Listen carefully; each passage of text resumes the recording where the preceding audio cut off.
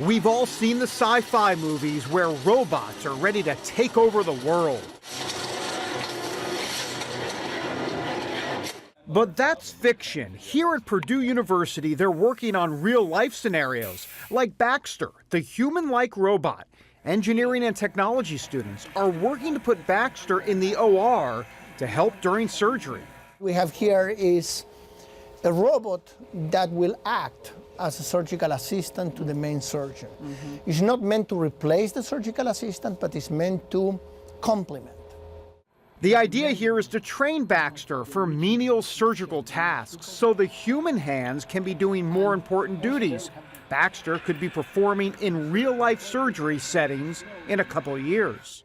Baxter is a pretty incredible robot. It can virtually do any command, like this, retractor.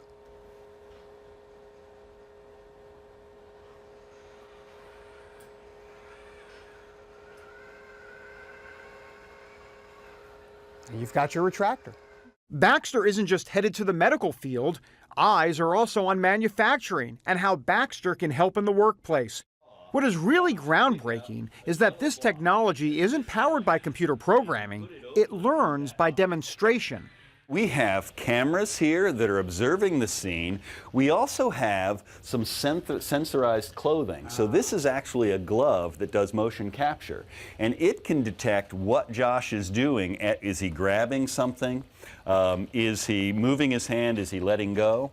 So watch this. The human teaches Baxter what to do. So for example, the red block goes by, as does the purple block. The human then picks up the yellow block and puts it in the basket. Baxter observes and repeats the action. It's going to say, okay, I saw Josh pick up a yellow block at this point, and he put it over in that box. He didn't get the purple, he didn't get the red. It only went after the yellow. And Baxter uses facial expressions just like a human. If something isn't right on the assembly line, he can let his human operator know about it. If it has nothing to do, it looks bored, just like a human does. And if something goes wrong, it looks concerned, just like a human does. And if things are working just fine, you know, it's kind of a happy expression. This is the brainchild of the company Rethink Robotics. They're trying to move robotics to the next level, not replacing human workers, but helping them. The thinking behind this is to help American companies compete with overseas manufacturing, where workers do the job for less money.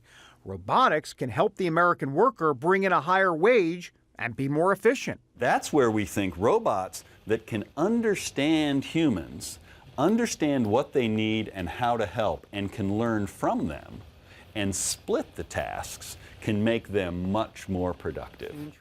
Baxter isn't the only robot lurking around Purdue's campus.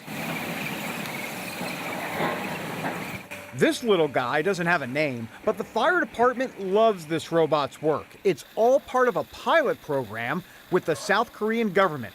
If successful, robots like this could work with departments by going into dangerous places, taking photos with its thermal imaging camera, and fighting fires. Dale DeYoung is behind the remote control. We operated the robot into an area that had already collapsed, and we sent the robot in there because we obviously couldn't go in. And we were able to put out a significant amount of that fire just by driving the robot in there and putting a lot of water onto that area.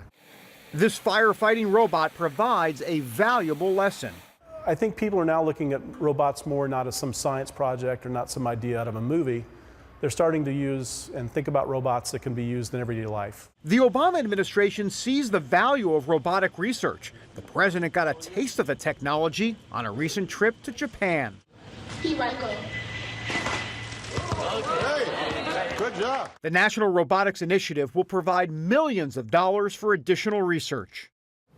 As futuristic and, let's face it, as cool as some of this stuff is, as much as we are planning for America's future, this partnership is about new, cutting-edge ideas to create new jobs, spark new breakthroughs, reinvigorate American manufacturing today, right now.